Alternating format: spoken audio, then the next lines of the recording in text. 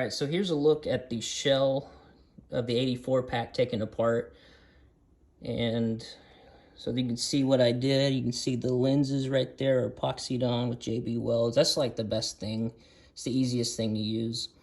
You can see the injector tubes right there. I didn't put washers on them, mainly because it wasn't really needed.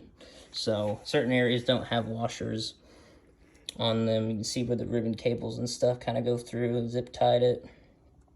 And that was original. I don't know why I never added the bracket for the injector tubes. I guess I just I drilled the holes, which is weird. I don't know. I don't think I had a bracket to mount, but kind of wish I would have done that. I only realized it until I taken it apart.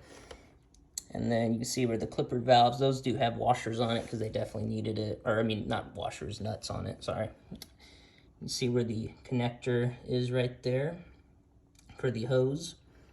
Now this wasn't necessary to put any bolts or any washers on it, just because it was so strong in there that it wasn't needed. You can see the ribbon cable clamp bolts right there. This is where the V-hook is, or whatever you want to call it, V-bracket, V-clip. You can see that the screws, like I said in the maintenance video, they go through the other side, and there's a back plate there, which is sort of like a giant washer, which makes sense, but I wish I would have bought a GB2 clip, because I wouldn't have problems with it. And so and there's the power cell light, and you can see it's epoxied on.